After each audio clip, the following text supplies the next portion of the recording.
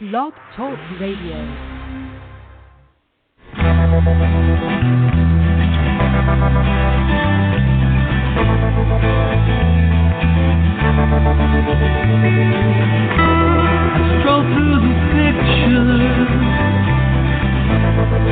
What I've left behind here once again.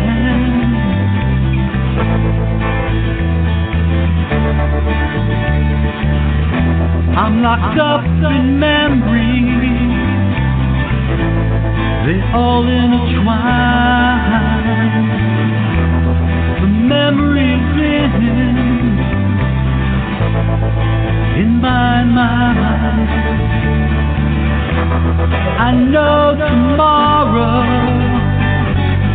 'cause that dawn will come.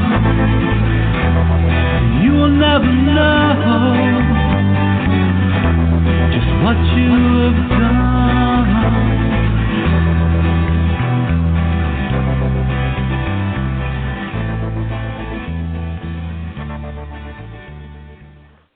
Good evening, everyone, and welcome to the Stop Child Abuse Now show. What we're doing here tonight is, this is scan number 3230, okay, 3230. Tonight our guest is going to be Pastor,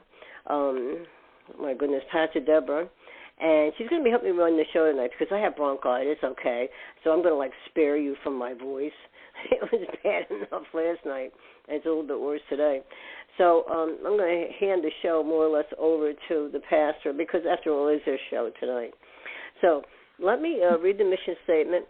We have a singleness of purpose at NAASCA, and that is to address issues related to childhood abuse and trauma, including sexual assault, violent or physical abuse, emotional traumas, and neglect. And we do so from two different ways. Number one is educating the public, especially as related to getting society over the taboo of discussing childhood sexual abuse, presenting the facts that show child abuse to be a pandemic, worldwide problem that affects everyone, and it certainly does. Number two is offering hope for healing through numerous paths and providing many services to the adult survivors of child abuse and information for anyone interested in the many issues involving prevention, intervention, and recovery. I always speak a lot about prevention, and very soon I'll do a show on the three together and explain the differences of and why they're so important, and that would be prevention, intervention, and recovery. So that's basically what NAASCA is about. I want all people to learn to go to the NAASCA website. That's NAASCA.org. That's NAASCA.org. You can learn an awful lot from that website. If you scroll down a little bit, you see the red blocks. The red blocks, each one has a different topic in. And next to the last one, I guess it talks about prevention, intervention, and recovery. It also mentions about how parents can speak to their children about the good, the bad, and the ugly, which is the way I like to word it, okay? No more just teaching kids how to cross the street. Not good enough. No more of that. You have to teach them about the world that we live in today. And this is for their benefit. Tells you how, gives you guidelines as to how to speak to your children and when the time is right. And that's very important. It's important for parents, too. So, do yourselves a favor. Give more prevention to your children. Teach them well. So this might take down the statistics just a tiny bit, okay? It might help to save lives of children. And even, those who are not murdered, I'm going to put it that way. I was kidnapped and raped. I could have been murdered. That was when I was living in New York. But the point is this, the trauma that's involved, okay, is horrific. And it causes all types of problems. Now, we have Pastor Deborah here tonight, and she's going to be speaking about healing and all kinds of things. I also have Lori. Lori is like my co-host, yes. And we have Pastor Deborah, and we have Deborah Hunt, who has decided to call in, and that's very nice. And we also have Philip. He's here. So we have a nice little crew of people, and I can keep my mouth shut and let everybody else run the show. Okay. Pastor, why don't you start in? Go ahead. All right, I'm Pastor Deborah. I'm a former clinical mental health counselor and a nationally certified clinical mental health counselor for over 10 years.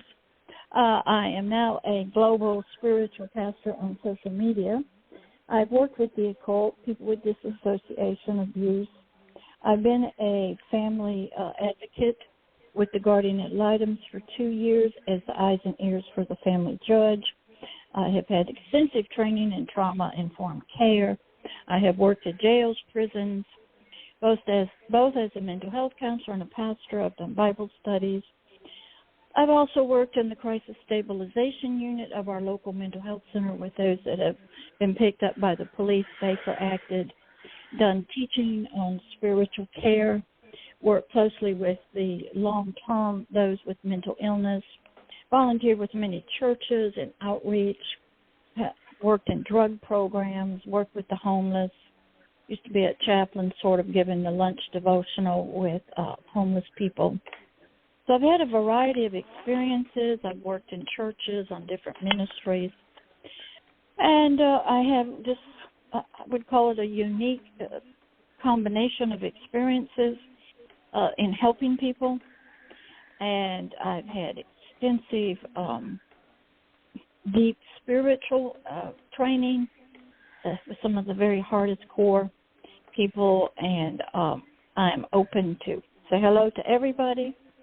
I'm on social media. I do a lot around the world. I make a lot of videos, do a lot of teaching, reach out to a lot of people that most pastors and mental health counselors probably will never get to do. I've had them in my homes. They've lived with me and tried to kill me. They've poisoned me. I've had a lot of experiences. Of course, I had to get healed from a lot of stuff myself, which took 2 years. I was set down by God at home. Said, you're going to get healing. I go, from what? He said, 30, 40 years of it. And we don't really understand how we get hurt from many different ways throughout our life. So I had all that, and I just asked God that he would not waste any of my experiences, my education, because we are talking to people who need healing, and they need to have understanding of when they go into therapy and treatment, psychiatric hospitals, the emergency rooms, what they can expect, what the treatment facilities are like.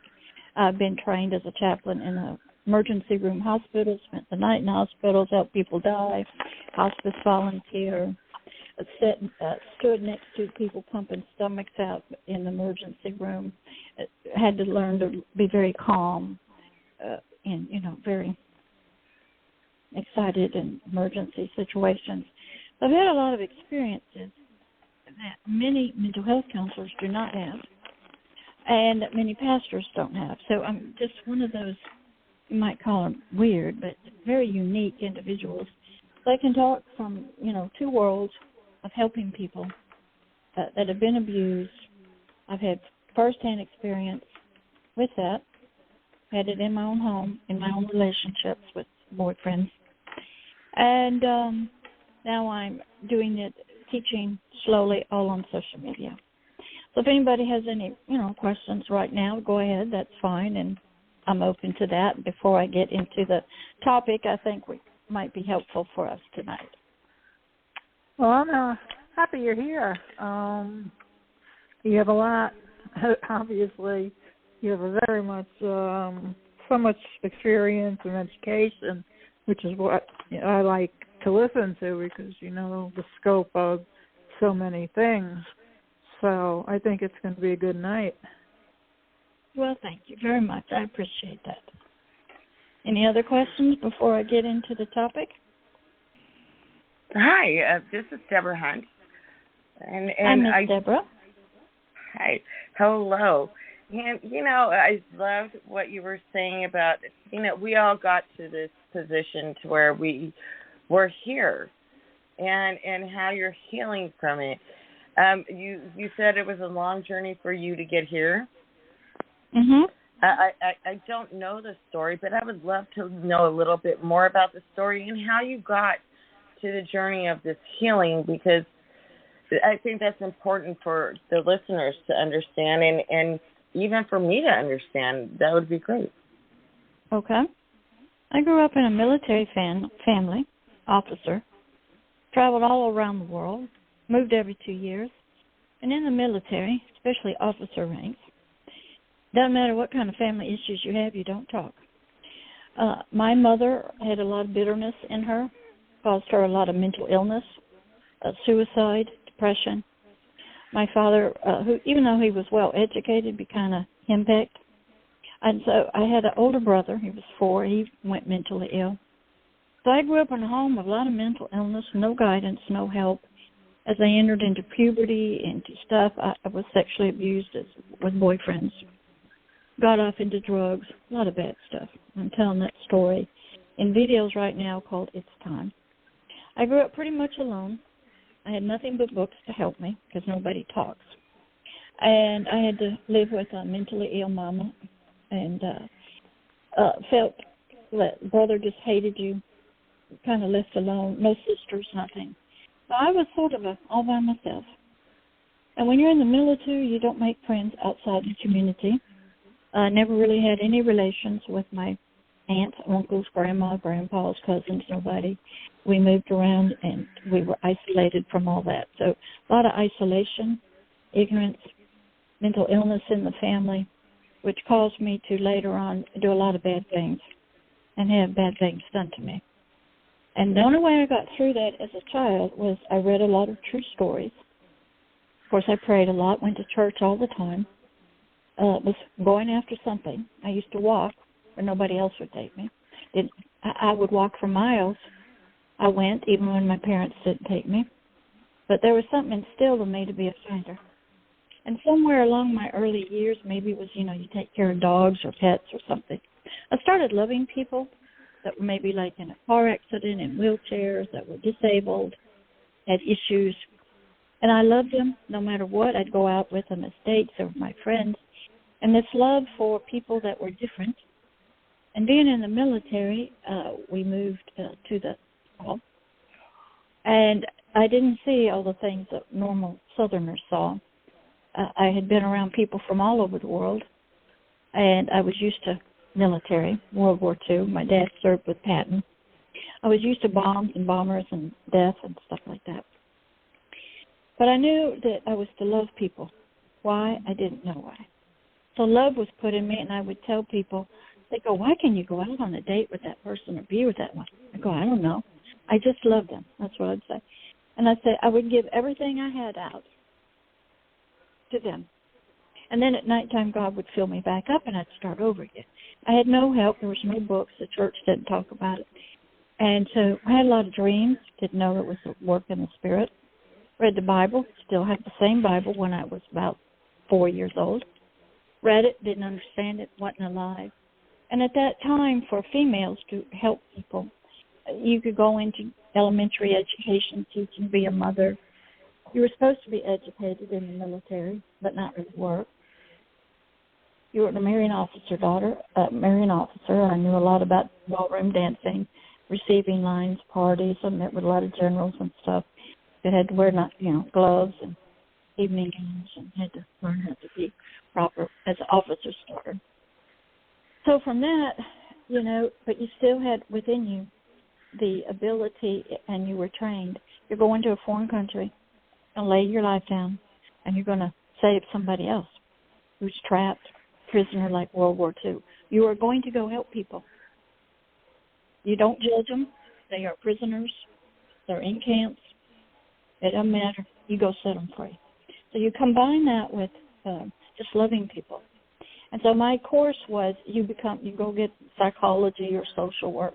My dad was a psychologist, had 2 master's degrees, taught at Troy State University. I ended up teaching for them for a while, a couple classes. Touch base with the American Counseling Association when I was still in high school, I think, or college. So I set on to be a counselor, got my master's degree, and did psychological testing. Then in early 1980s in the state of Florida, master-level people wanted to get paid by Medicaid, Medicare, third-party insurance, so they were helping with the legislators to pass a law. If you had a master's degree and you had 2 years of supervised experience with people with issues, you could apply after your 2 years, take a state test, pay a lot of money, about $500 per time. And if you passed it, then you got a license, and you were a licensed mental health counselor. So I did that, but I missed the test a couple times, by maybe one question. Had to pay more money, go study all the books, had to buy a lot of books, take it again. Because it was getting to be that in helping people, you couldn't do it with a bachelor's degree. You were an aide. I had a master's, and you had to get licensed. And I had 2 years in an inpatient, outpatient drug and rehabilitation institute working with youth and adults. And so I got my license, and my first job was in a rehabilitation institute, an inpatient with spinal cord injury patients, head injury, stroke patients, people who had lost limbs, amputations. And I was part of a team of social workers and the physiatrist, which is the doctor, very familiar with hospitalizations, hospitals. And most mental health counselors did not get that kind of experience. Then I went private practice, and I worked with a neuropsychologist, did a lot of testing for Social Security disability, worked in a lot of nursing homes, elderly people. But during that time, you get married, you have boyfriends, you have a lot of issues, a lot of ick. And I needed a lot of healing from both my primary family, who by this time we're all kind of spread out, and it's not nice. My brother ran away from home when I was 10, all kinds of issues. I needed a lot of work, had a lot of boyfriend problems, a lot of heartache when you're young.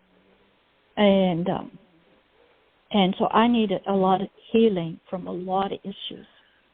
Did I know that? No. I got a master's degree. Okay? I'm helping other people. I needed help, but I didn't know that. I didn't know why it was doing what I did. I used to sell drugs.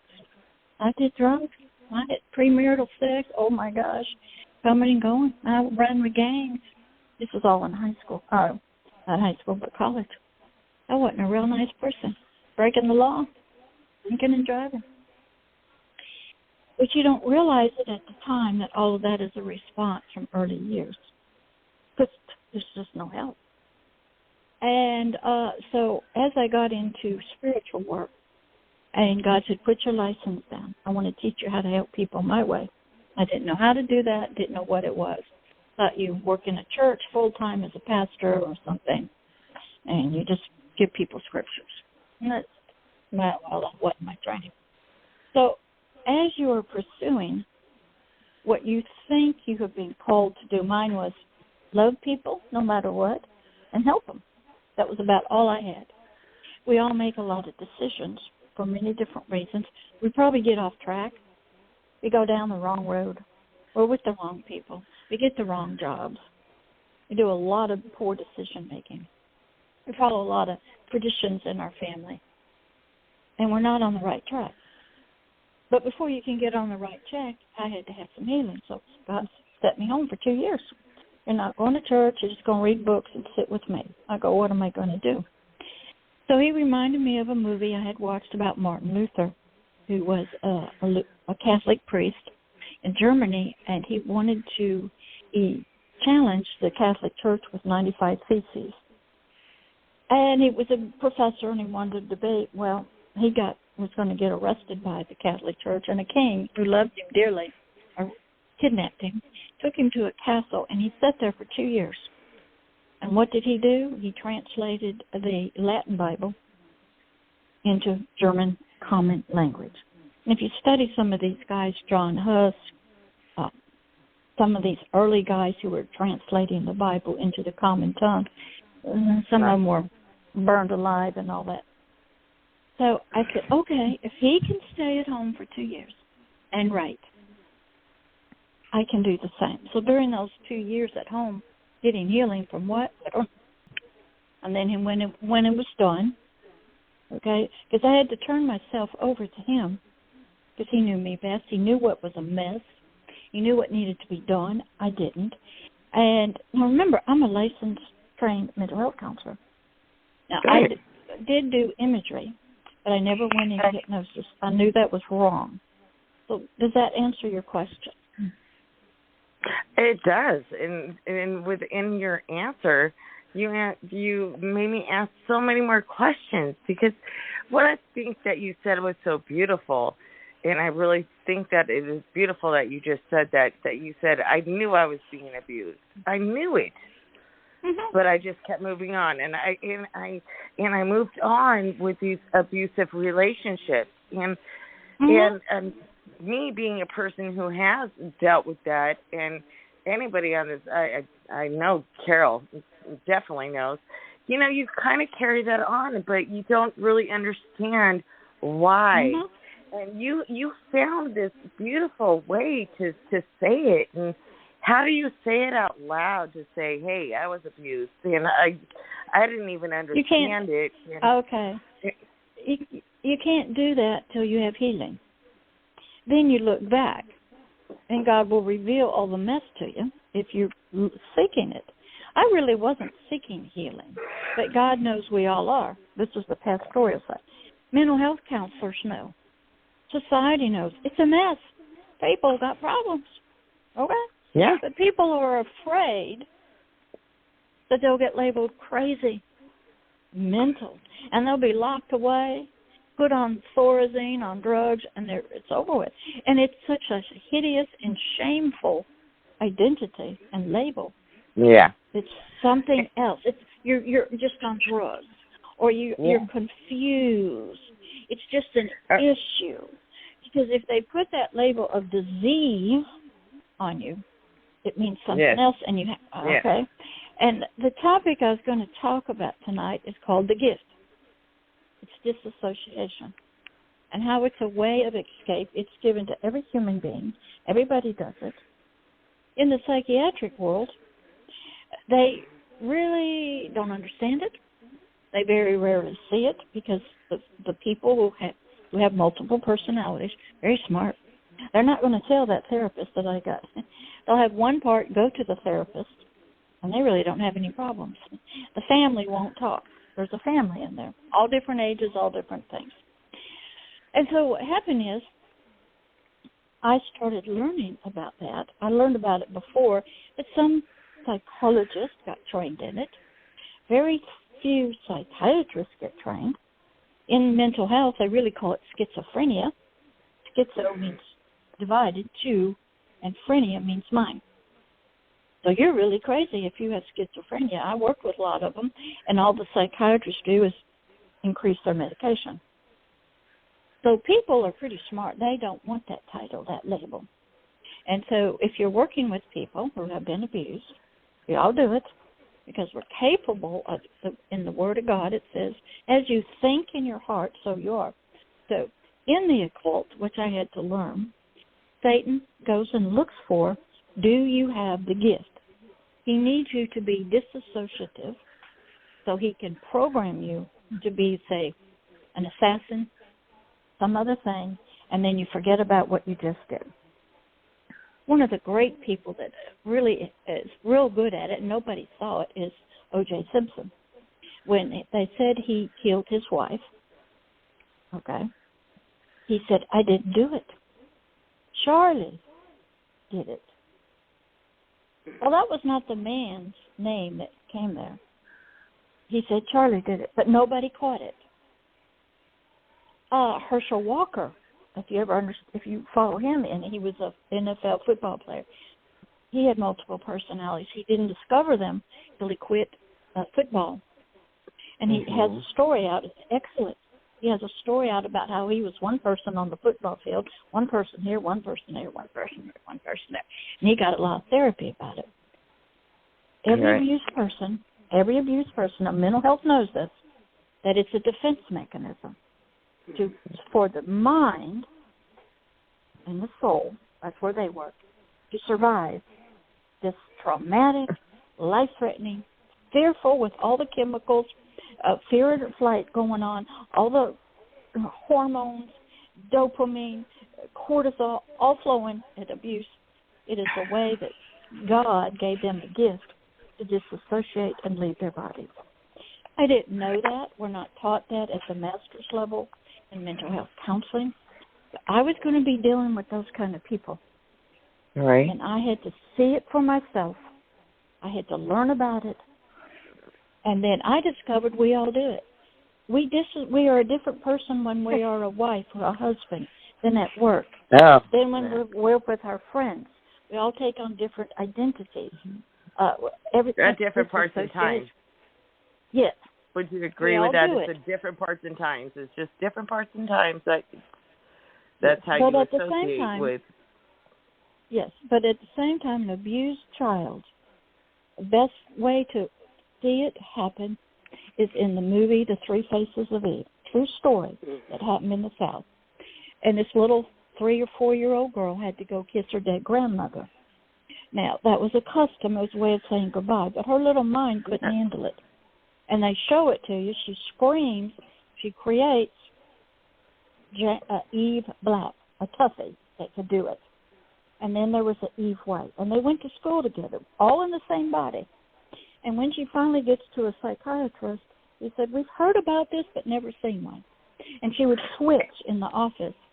And then you read about Sybil. And I had these stories, and I looked them up on, YouTube. And I had to, because in the occult where I was going, which isn't, and I would discover, I have them live in my house. And I saw all the different personalities. One would drive a car, one would go to work, one would suck their thumb. One thought they were the queen, one was looking for drugs. And they would go to a psychologist. And I said, well, did you tell them you have parts and you have little children in there? One of them uses your left hand, one uses your right hand, one doesn't talk, one sucks. No.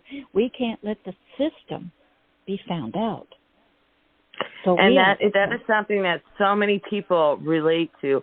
I just wanted to go real quickly. I know this is Carol's show tonight, but I just wanted to go real quickly to Lori and to Philip and just, see what they want, if they have any questions or if they have anything to say.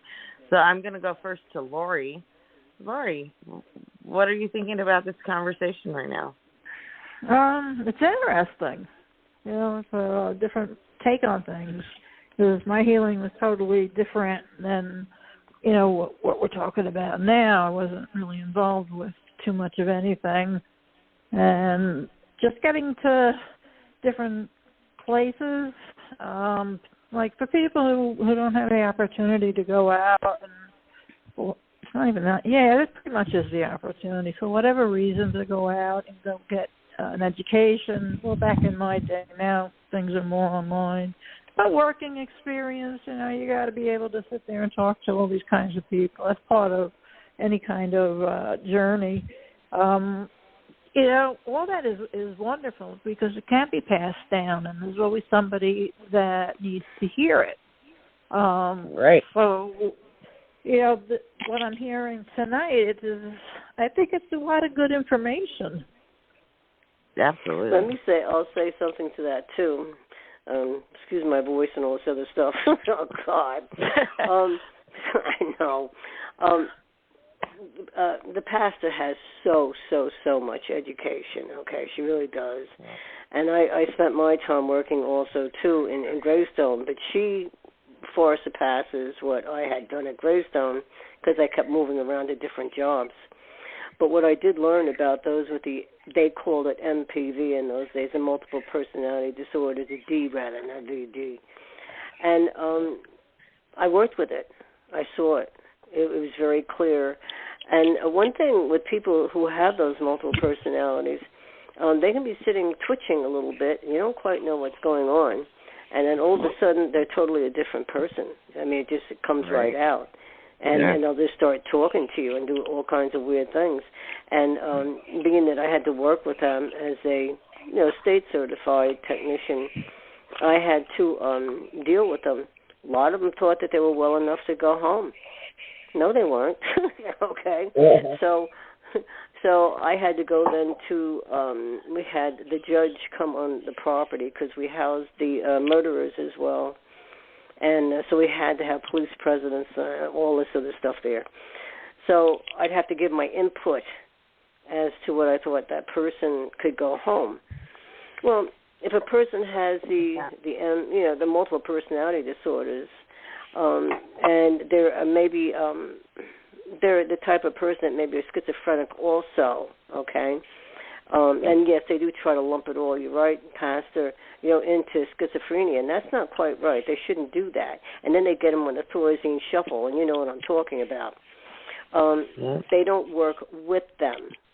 Okay, they don't work with them. They work against them. They just medicate them. Yeah. No, they medicate them, Deborah, okay? No. Oh, my goodness. Yes. Okay. And that's where they develop the Thorazine shuffle, and they foam at the mouth at times. I used to watch them foaming at the mouth. And then they give them Melaril and Narvane and other things. So, you see, that's not the way to treat people. That's not helping people. No, that's not helping. And people, what they have with these multiple personality disorders, yes, it is a defense mechanism.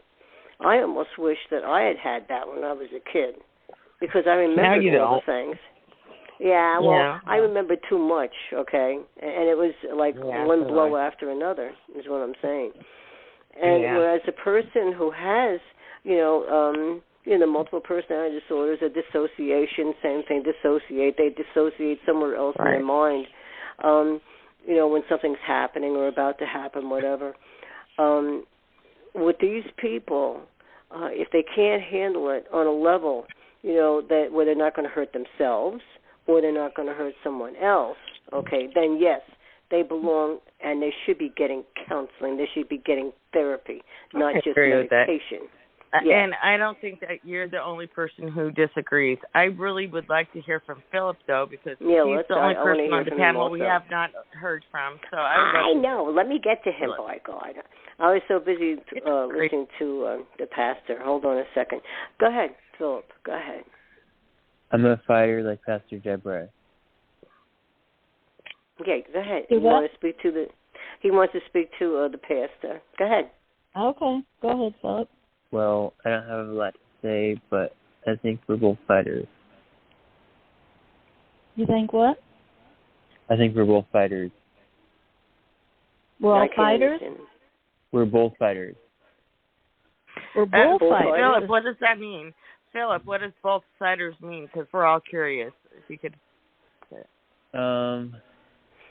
Well, we don't like to sit around and succumb to our injuries. You don't like to sit around and do what? And succumb to our injuries. And to succumb to your injuries, correct. And believe it or not, the human spirit is a fighter. And it will fight the best of its ability. And when it can't fight anymore because of the abuse, okay, the soul's the same way, because there's two parts of us. God made a way, a gift. That's what they call it in the occult. It's disassociation. And you leave your body. People call it different terms. And what happens is everybody, Carol, you included, everybody forms parts. And it is a way to survive what happens to us. Now, there's sometimes, how I work with people is God will show them to me. I have to know everybody has them. There's little ones, kids, they suck their thumbs. There's boys, there's men. And I have worked with them. I've helped them to, the mental health world calls it integration.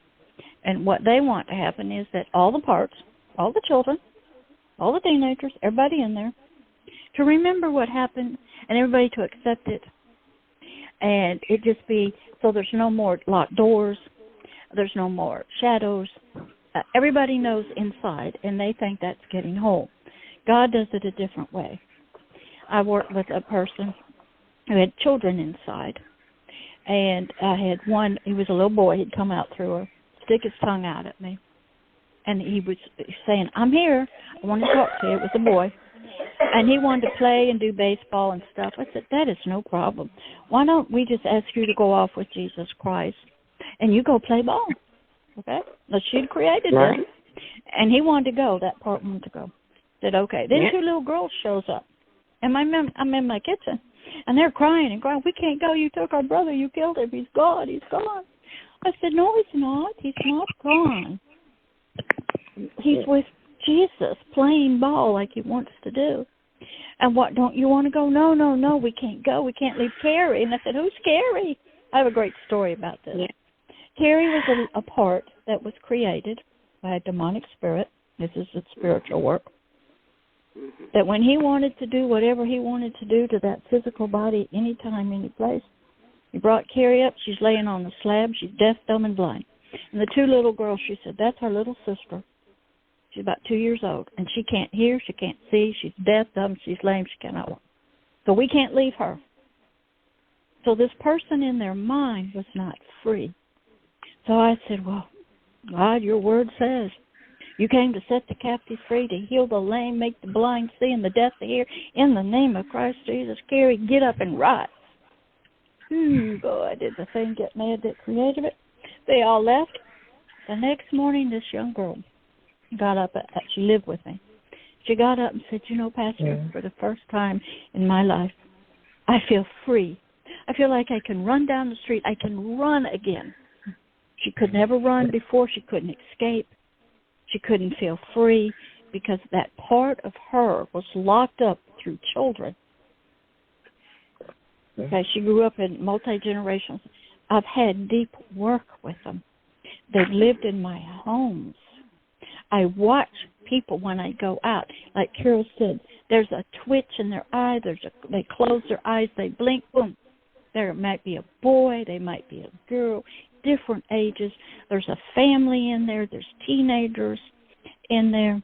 The mind and the spirit are a powerful helper to us, to help us survive abuse. Even Amen. as a 6-month-old child. We don't know how it's done. The mental health world knows that it is a defense mechanism to survive the abuse. Now, they don't talk about leaving the body and having out-of-body experiences. Okay? That you have to learn and believe in and see.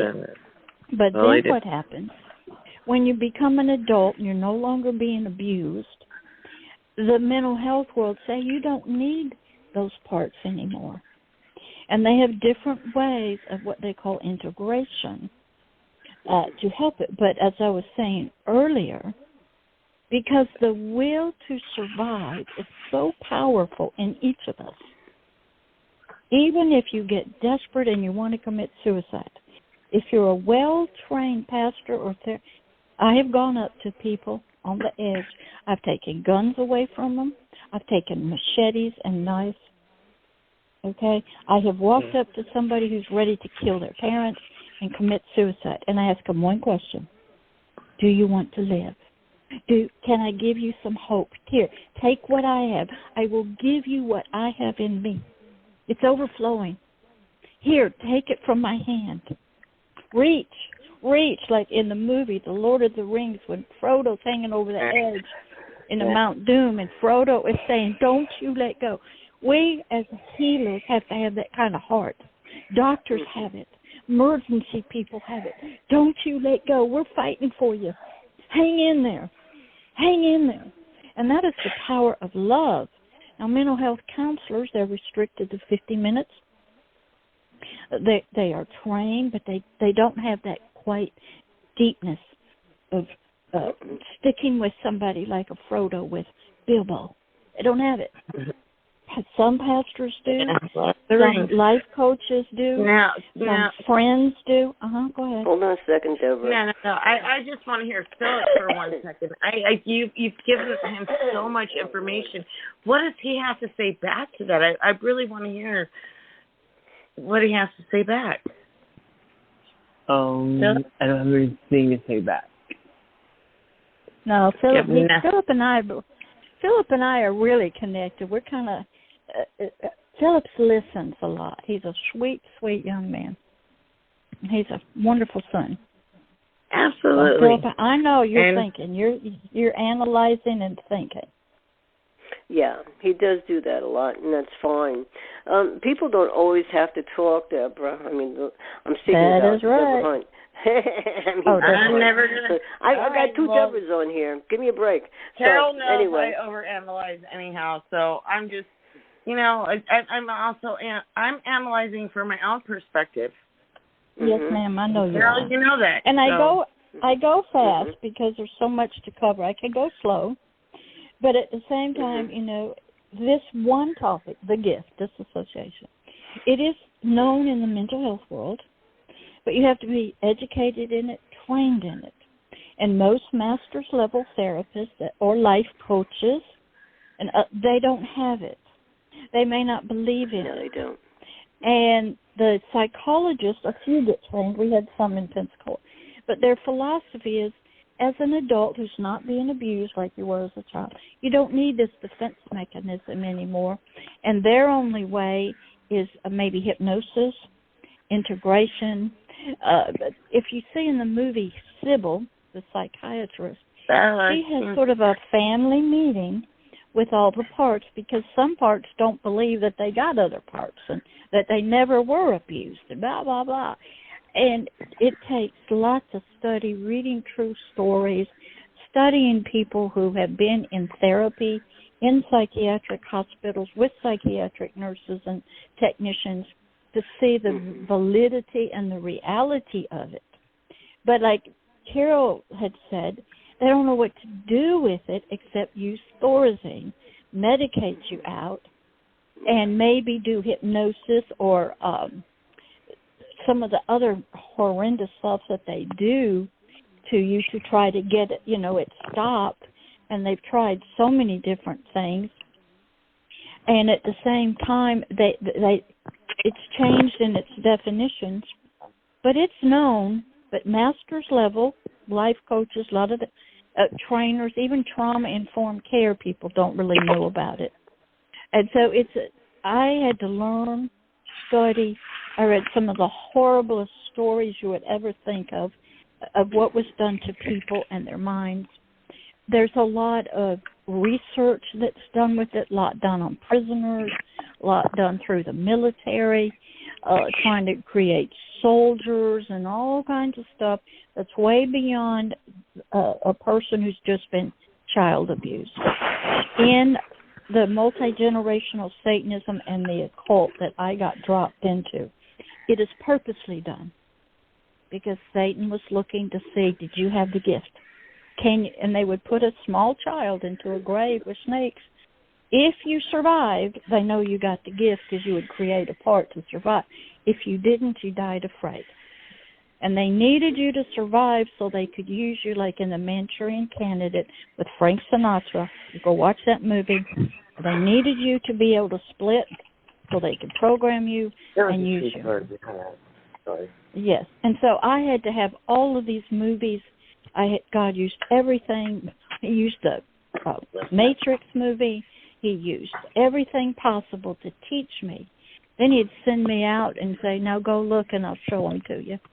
And I had to study people, and I had to study their faces. I had to look at their twitching eyes. I had to look at everything. I was studying nonverbal communication so they could talk to me, so I could learn.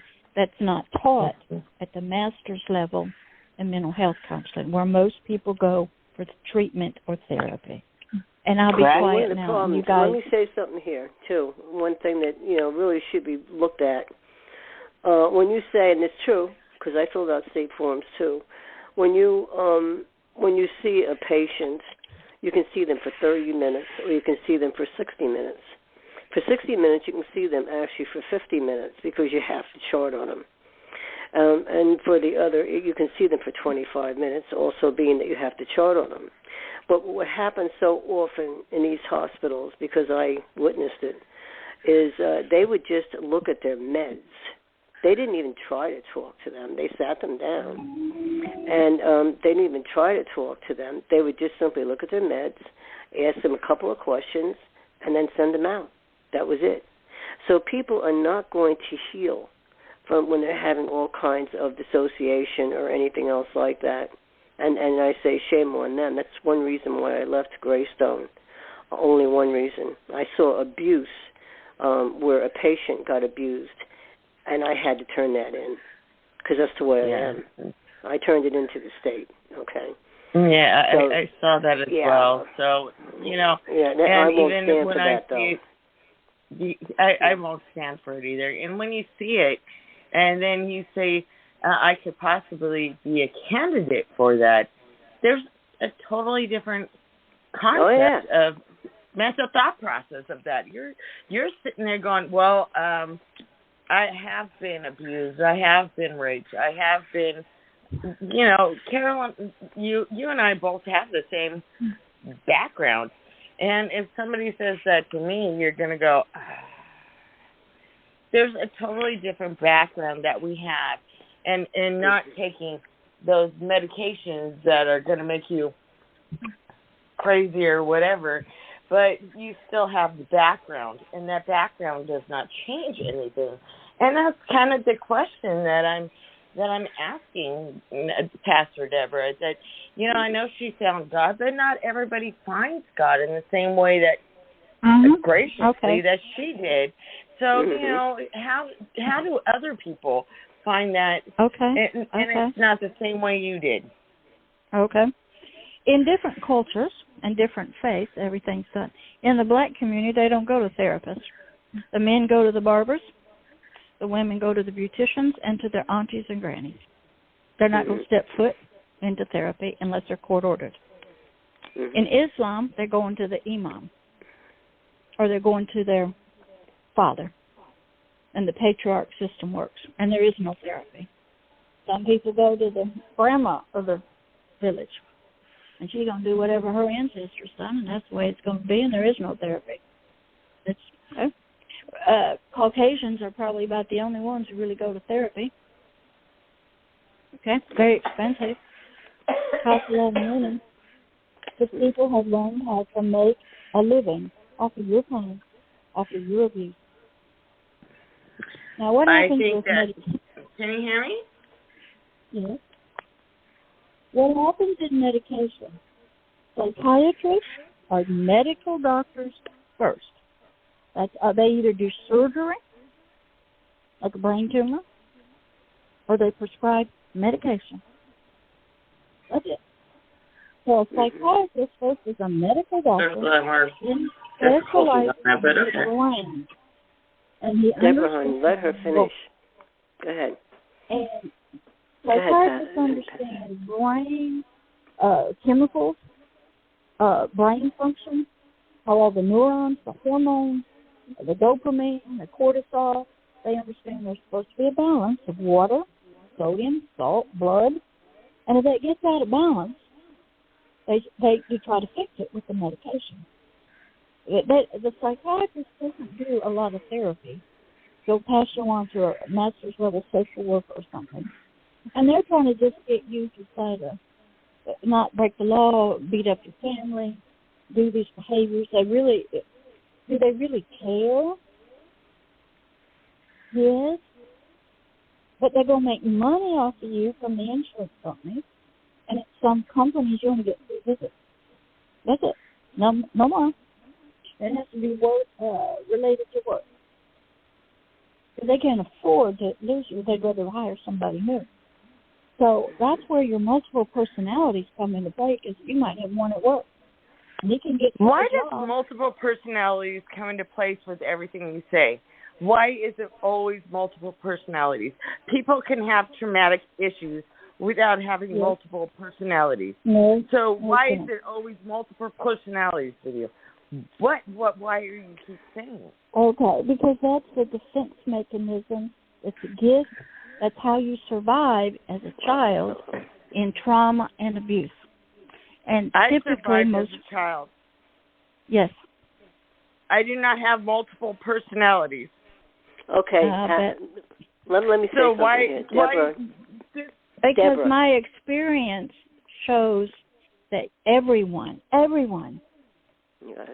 human is capable and will use it without their knowledge, without them knowing it, and that's our survival mechanism to survive. When we can't escape physically, we can't do anything else, that kicks in automatically. Now, some of us, it's more prevalent than others. Some of us, it works itself out through healing. You get a good love, and you don't think you have it. But I had to learn that every person I worked with that came into my purview had it. And we all had abuse of one kind or another, traumatic childhood. Even you have parental divorce or death, trauma. They now have it through the ACEs. There's 10 questions. You answer anything, 4 of them, yes. They know you've had a traumatic childhood that has affected you emotionally, and you can have a lot of issues that may not show up till later, may not get exacerbated till puberty kicks in, the hormones, but it's there. It might be hidden, tucked away deeply. You don't know it. The world doesn't know it.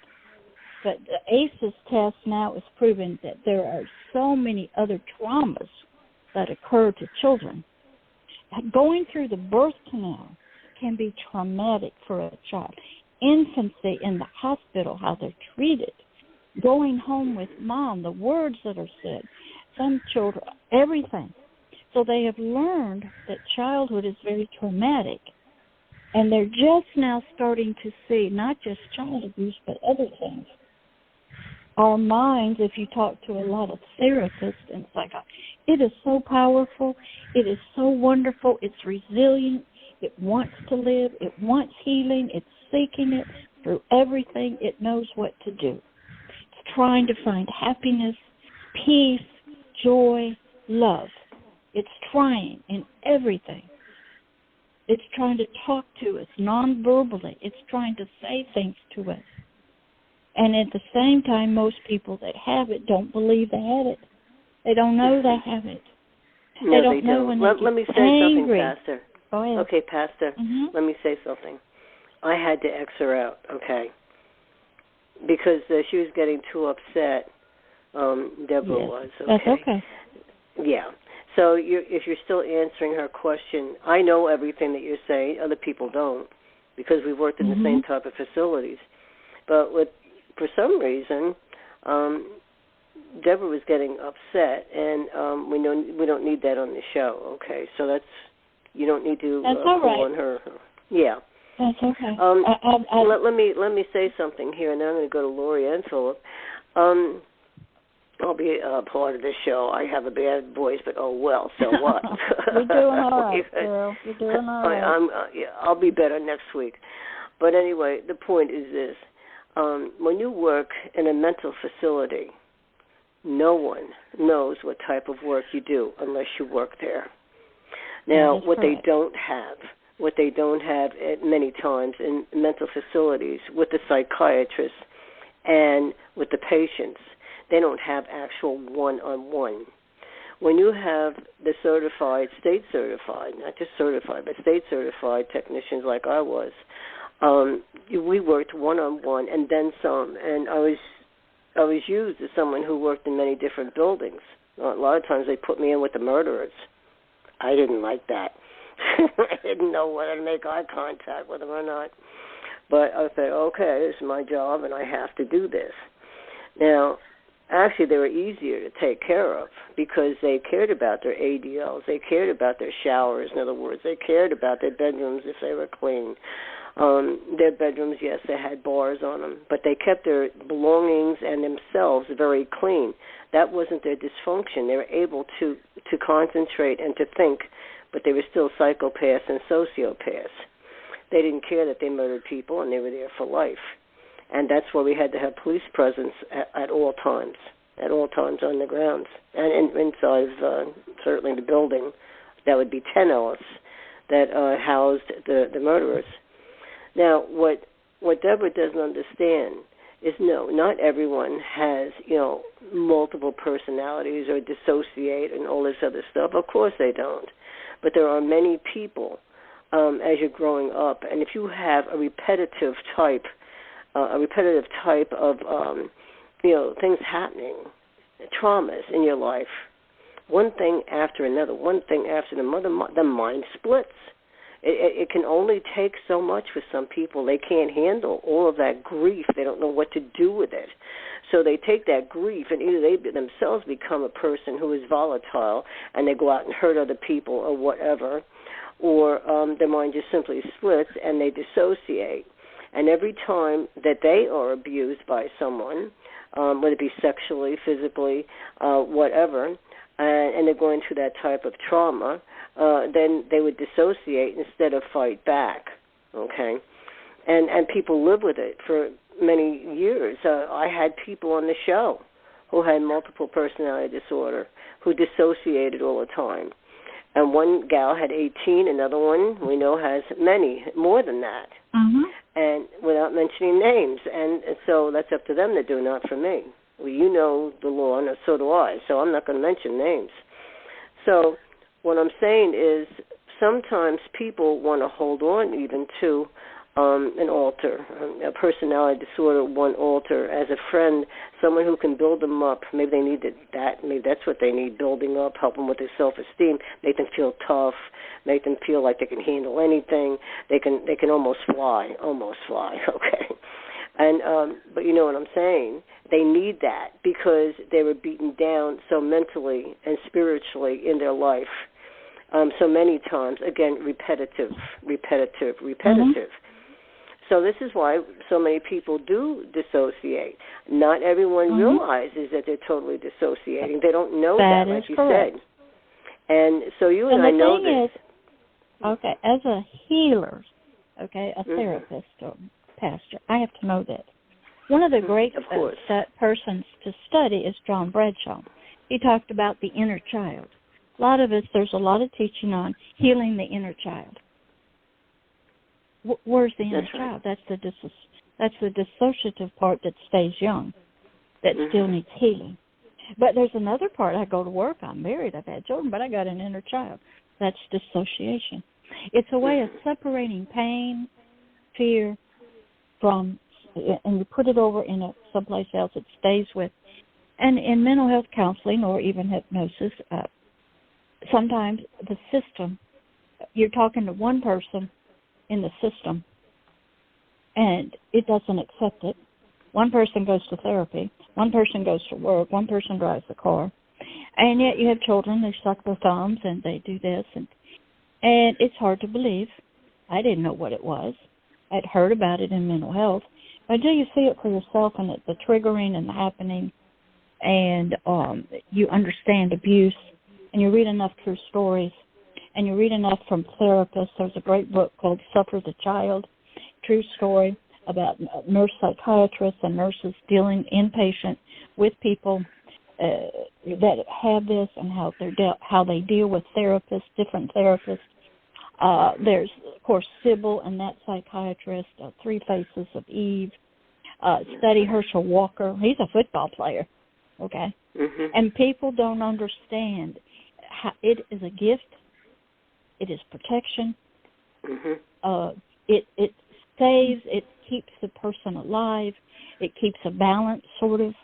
And we are capable. We are such wonderful living creatures. We are so capable. And it's a gift to survive till we can get help and healed later. But it does take a lot of, it's on, in the mental health world, it's on this continuum of post-traumatic stress disorder. The one girl that lived with me that had Carrie, she had them. I saw them. But she hadn't been diagnosed by a full PhD psychologist. So she went in, and they give her a test. There's all kinds of tests that you take. And she came back, and the thing said, she didn't have them. She's got a high form of post-traumatic stress disorder, but not this. This is like number 10. And I said, sweetie, why didn't your system, the different parts of you, show up and say, hey, here I am, here. Oh, no, we can't do that. We have to protect the system. We can't let anybody know that we're all here, okay? And so there's a big protection that goes because of the fear. And in society, this is considered, we'll call it schizophrenia, split mind, craziness.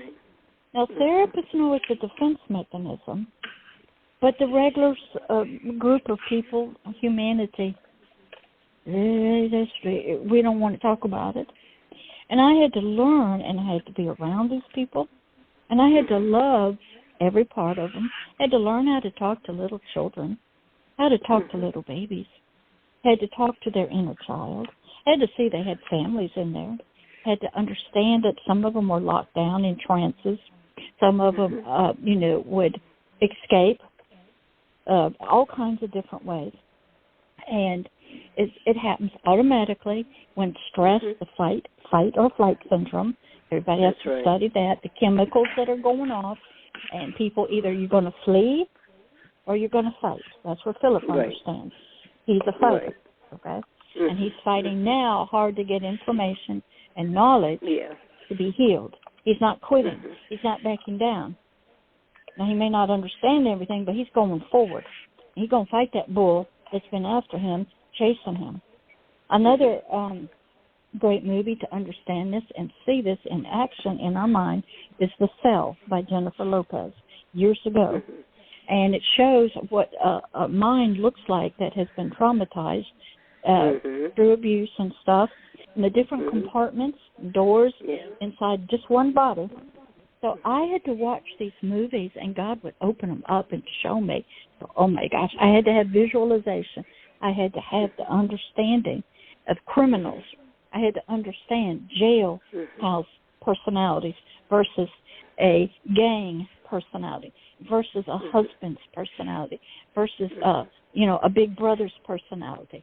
I had to study. It's not done at the master's level or life coaching. They just want to heal from the past, the memories, the hurt, and just be lovey-dovey and stuff. Is that important? Exactly. Yes. They're all sugar-coated and all friends. sweet. They're too sweet for me. But that's okay.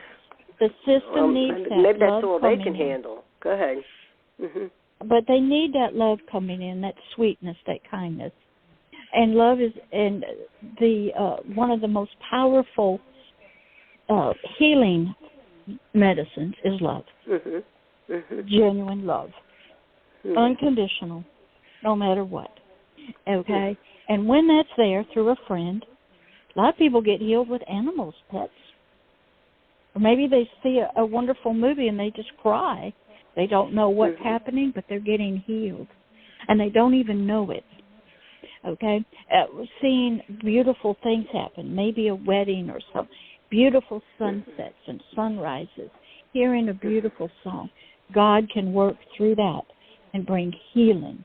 Everything is working to do healing, to bring a balance back and unstick people that are stuck, help them get free of the memories, the triggers, and so they then can turn around and say to somebody else who is getting abused right now, there's hope. Let me tell you my story. This is what happened to me. This is what the damage mentally it did to me, physiologically it did to me. I had eating disorders. Maybe you were into gambling or drugs. You got in all kinds of issues. But every time I saw a sunset or a rose, I cried. I don't know why I was crying. Don't know what was happening. God was healing.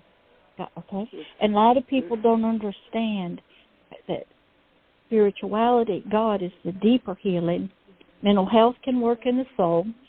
Psychiatrists have a way with medication because they believe if I can just get these chemicals balanced out correctly, you'll be able to think differently and make different decisions if we get you a teacher or a mentor or a coach. But we first got to balance out your dopamine, your cortisol. We got to, we got to get some chemicals straight, so we have to give you some medication. As long as there's no brain tumor or a cyst or Alzheimer's or anything like that. So that, because if you did, you'd go to a neuropsychologist. That's and so the psychiatrist, his weapon in healing is medication. Of course, electric shock, all kinds of other things have happened through the years. And they're trying to return the people home out of the state psychiatric hospitals. Because what happened in the 70s, a lot of the families rose up and said, we want our family members home. If you got diabetes, your husband could shut you up and you're gone for a lifetime. We want them home in the community. That is when the federal government gave a lot of money to local communities to build community mental health centers, to bring the people out of the state mental hospitals, bring them home. But the problem was the families couldn't deal with them, didn't want to, so they ended up building lodges, and the local community put them up in HUD homes or they became homeless. And there was a big move to get them out of the psychiatric hospitals. That's right. And you've seen some movies about that. Some people might be diabetic, and there's some old movies about that people go in there. One's called The Snake Pit, excellent to watch. A lot of true stories about how people would get locked up. A lot of men would do it to lock their wives up so they can marry somebody else, lock your children up. Yeah, I saw that. Okay, all kinds of different reasons. So in the 70s, a lot of people rose up and say, that's inhuman, what's going on there. I went to them. I know what they look like. It's not a psychiatric, nice facility. And they put the drug addicts and the alcohol, just horrible. And so they came home to the communities, and here in Pensacola, that's when they started the first community mental health centers. We're going to treat these people at home, and we'll have inpatients, and we'll go into the jails, and we'll do that. And then pastors started going into jails and chaplains and prisons and having a lot of different drug and alcohol programs. Even the homeless. Let me tell you something. Even the homeless. I caught a couple of people that were homeless, and they said, I hear voices. I hear voices. And they actually admitted them. Yes. And they were homeless. Yeah, because they believe you're a normal person, mental health-wise, is not to hear voices. As a pastor, when I even tell some pastors I hear the voice of God myself, audibly and stuff, they look at me like, you need to go get on medication. For some reason, in Western society, Western culture, Western Christianity, if you hear voices, there's something mentally wrong with you. In other cultures, there are shamans, monks, leaders who hear their ancestors. Okay, they're talking to ancestors, saints. They've seen Mother Mary. They see ghosts, and they're not psychics who talk to something. They're not considered mentally ill. But if you're a normal, pretty much, we'll say Caucasian, and you're hearing voices or stuff, the psychiatrists don't know. I mean, I was there. They don't know if you've got some kind of brain chemistry problem, and that caused you to hear the voice. Or the voices came, and they don't know where they are. Okay, Right. They don't know what caused them, because you're not supposed to be hearing them. Well, what happened if you think to yourself? Is that your own voice talking? So there was a lot of confusion, but psychiatrists only have one weapon, medication. Lock you up, get you on medication, give you a steam bath, a cold bath, maybe electric shock treatment, and that's about all they got. And then go home and try to handle yourself appropriately. Don't drink too much, and just. And then the psychiatrist goes, "We've done our duty." And I would probably say 99.9% of people really never get counseling or therapy. They just live with it. Let me say something here, Pastor. Let me say something. With the facilities, with the hospitals, and other types of facilities like hospitals, but like the satellite divisions, you know what I'm talking about, where you go and you get your medication, you can go back home. In 2020, all right, in our country, we had 12,275 total facilities in the United States. Now, that's including the hospitals and the other satellite divisions. Okay, now check this out. Now, as of today, there are actually only 575 registered psychiatric hospitals in the United States. That's in 2022. I had that. Now, what I want to say about that, you had mentioned that many people were sent out, or they were allowed to go out, whether they were really supposed to or not. They were allowed to go out of the hospitals, and they're on the streets. That's what's helping to make up the amount of homeless people that are on the street are those that are mentally ill. And you're right, because they think, well, okay, at Greystone, they let them go home for a weekend if they thought they were capable of doing so. They'd actually let them do that once in a while for visitation. And then they'd come back, and maybe they were all right with the medication for a day or two at home, okay? But then when they took them out of the facility and had them on a daily basis, they weren't able to control them. Right. So here's the other thing, Sarah. Listen. In the state of Florida, I don't know about in your state, by law now, you cannot force anybody to take their psychiatric medication. They have to do it willingly. You cannot force them, so they can go home and never take their meds. And guess what? The families call the police. So the police have to be trained in crisis intervention work. And sometimes they take a therapist. I got trained in it with my local sheriffs about doing crisis work, intervention. And they Baker Act them, and they take them to the crisis stabilization unit where Pastor Deborah was, and they medicate them. Okay? And they get them therapeutically, calm down, send them home. The families can't deal with them, and you cannot force them to take their meds. That's the law. Because it used to be that we forced people. Okay? We used to force people, and they said you can't do that. They have rights. They have rights. Well, maybe that's why there's some of them are out in the streets. I want to go to Lori because we haven't spoken to her in a long time. Hold on a second. Yeah, because it's already 8:10. Yeah, okay. All right. Lori, you there? Yeah, I'm here, listening. What do you think about all of this?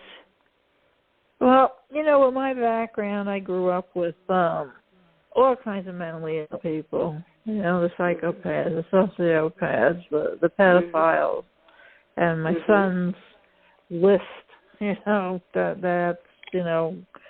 So I'm more on the inside part of it. I've seen so much going on the outside. A lot of what you described, it is definitely true. A psychiatrist is going to want to just see the answers to his question, prescribe something out the door.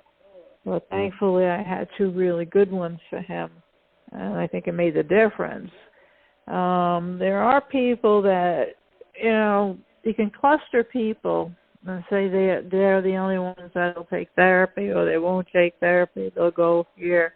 But there's always the in-between people, the few people that kind of set out on their own, and they start into, believe it or not, I had a neighbor who, his therapy was writing songs.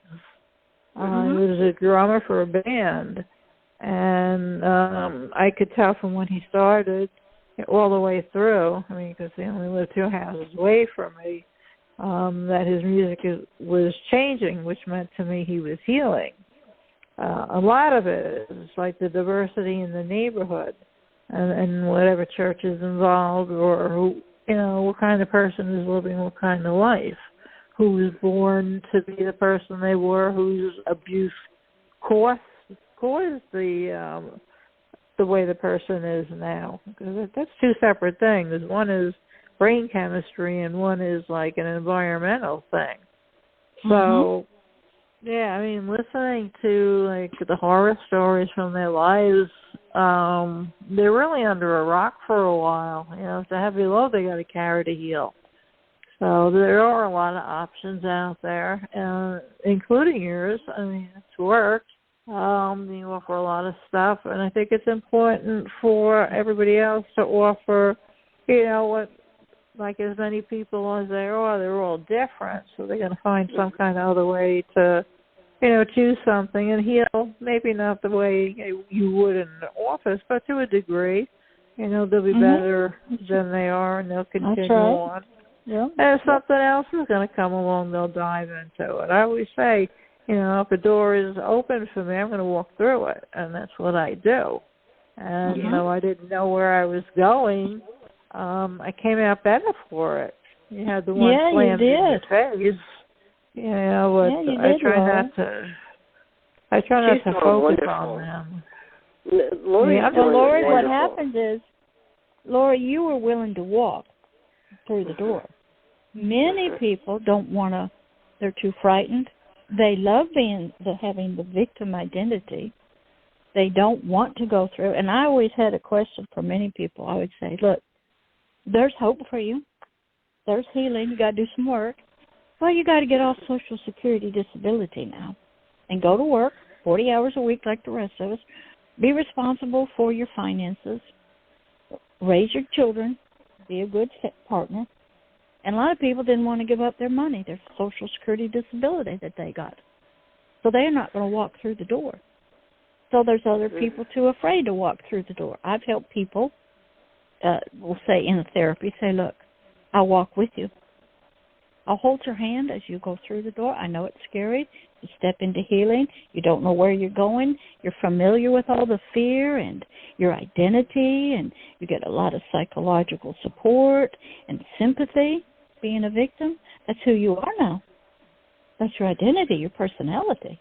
And if you give that up, who are you to be? And some people are afraid to walk through that door. Other people like you, Lori, you are walking through the door. Other people are going to run through the door. Other people are going to find any kind of door they can get through, whether it's music, painting, whatever, a neighbor, a book, sitting at home. That they're going to get healed because they're determined. Other people get satisfied and settled in their issues. And it takes work, as you probably know, and they don't want to work. They don't like where they're at.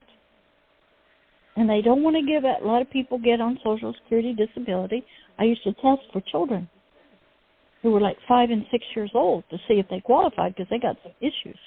And they don't want, and the parents don't want to give up that money, and the kids, when they go, they don't want to give it up because now they don't have to be responsible in society. They can blame, my mental illness, my child abuse, you have to treat me.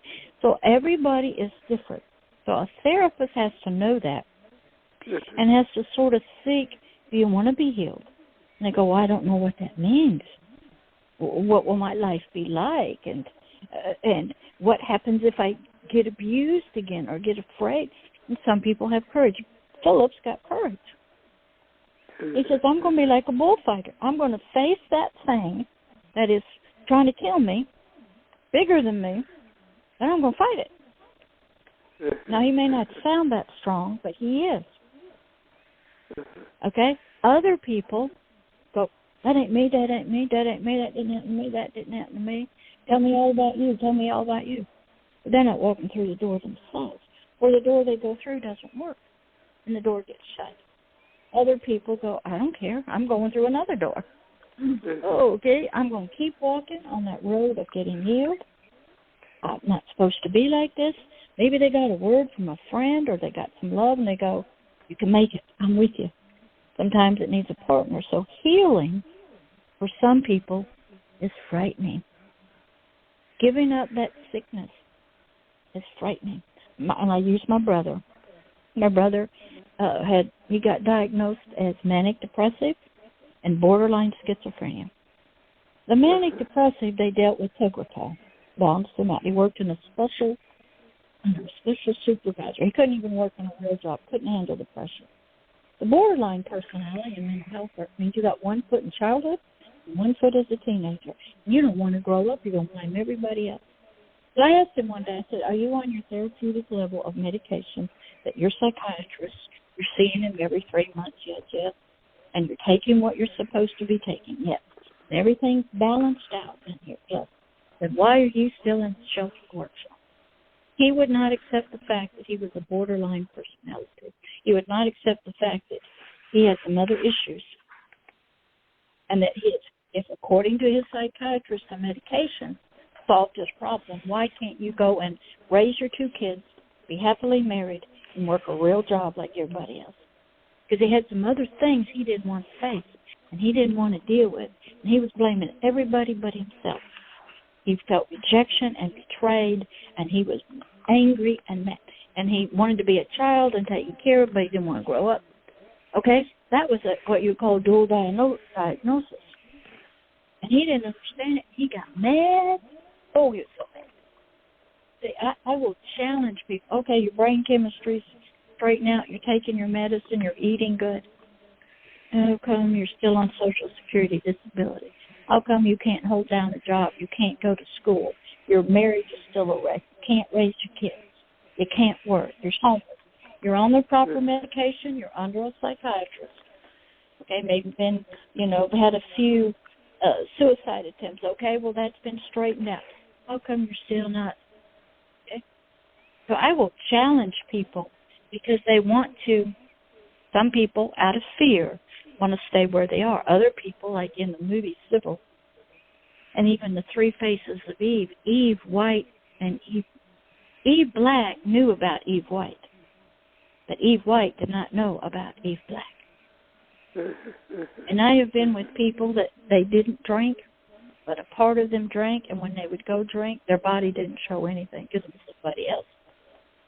And what happens is the system in the Sybil, the psychiatrist worked with Sybil to introduce the system of the many different parts to each other. So Sybil on the inside could realize she was so fragmented and she was so many different people, and it was a step of slowly realizing you're more than just what you are. The reason you're having problems is because of the abuse, and this is what came out as an event, a result of the abuse. And we can help it. Okay? And we can slowly, through therapy, this psychiatrist, not Master Sybil, meet everybody, have everybody get to know everybody, go to have a family meeting, and we can all agree then we need to be healed. But some parts have to let go, some parts have to disappear, and you have to get down to one personality that maybe can be like a wife, a mother, a worker, a volunteer, but you're still all one. On the end, you're doing different jobs, and you have different identities in society, but you're really whole. And you take your wholeness of your personality, your gifts, your intelligence to every job you do. And so it is hard for people who don't understand it. I never really talked to people when I was getting trained. I just read, studied. Then God would send people to me, and he'd say, look, just watch. Pay attention. Look at their eyes. Watch their blinks. Listen to their words. Look at their demeanor change. Ooh, my eyes were opened up. And so I had to learn that people coming out of abuse, this was a gift. It happened. And it was their form of saving themselves when there was nobody else to help them. It was a form of escape. And they survived. They didn't die. They survived. But they're a mess. They're all broken, fragmented. And it would take a skilled therapist, a skilled, loving person, or God just working through flowers, nature, animals, pets, music, however it would work, he could bring healing. And so I thought, okay, let somebody cry, okay. Well, they cry at a sad movie. God could be healing something. They don't even know it. And work is going on, and they have no idea what's happening. And healing and nurturing is coming. Support animals. Give so much love to us. They bring healing. Right.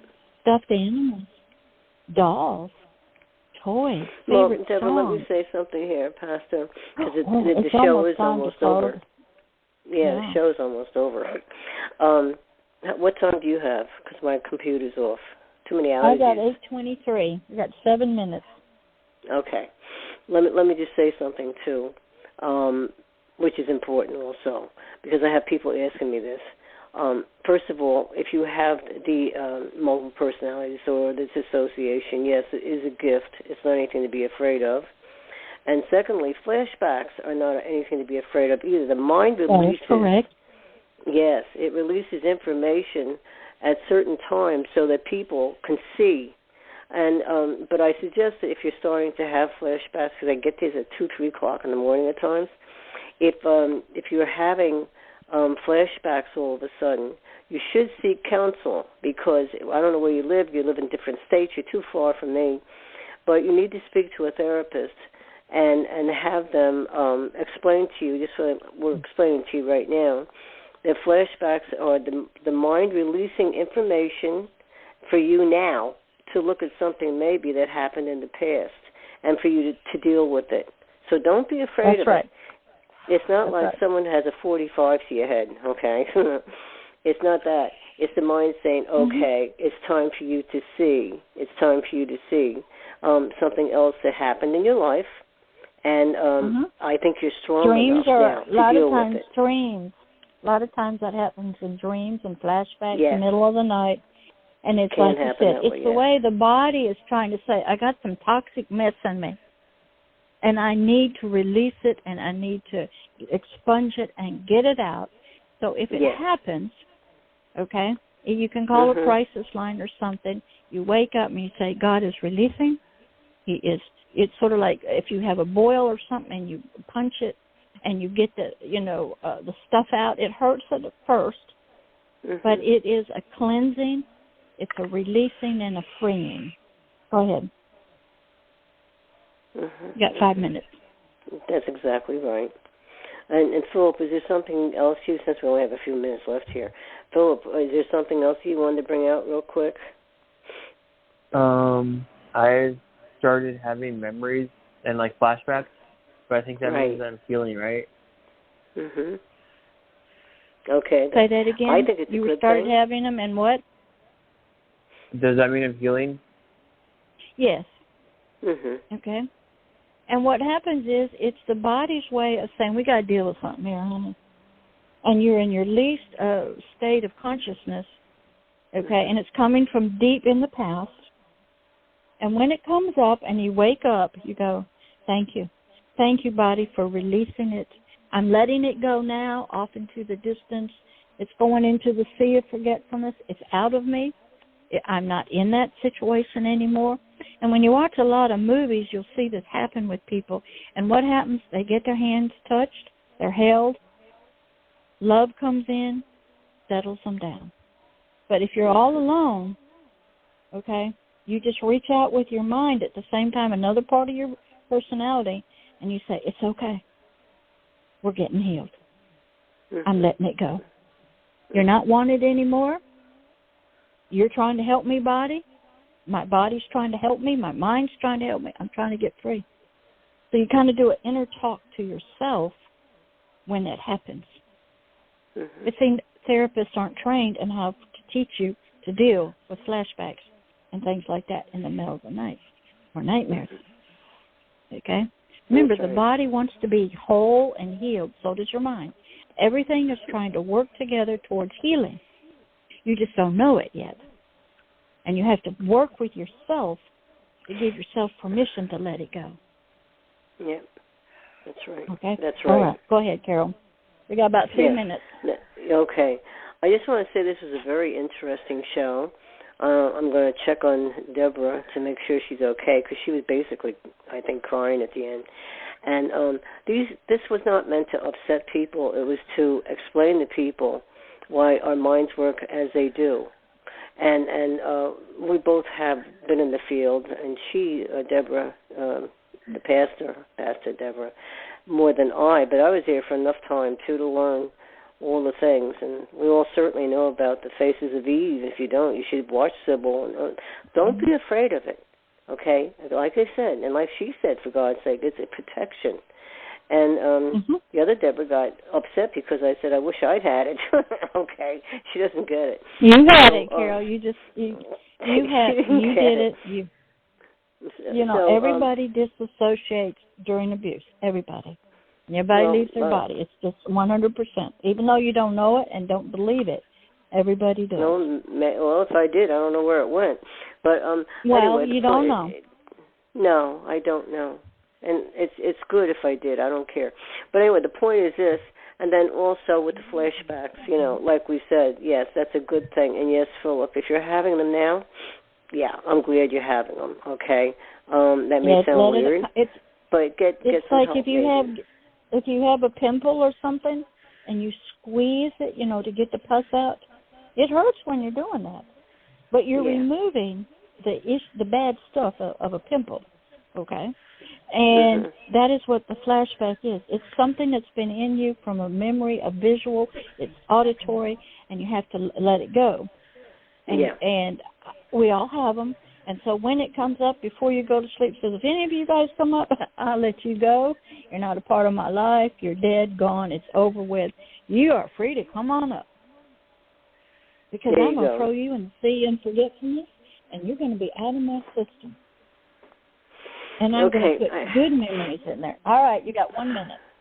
Yeah, I just want to thank you for coming on and shedding a lot of light and answering questions, because people have these questions and they need to have that light shed upon them so that they know, that there is hope in healing. And that's what we're about here, in NAASCA and other organizations and whatever is that we try to help people heal and give them the hope that they can heal.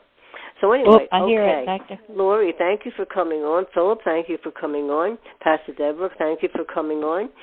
And I'll be on again next week and hopefully feeling a lot better. So we had a good show. So have a good weekend. God bless you.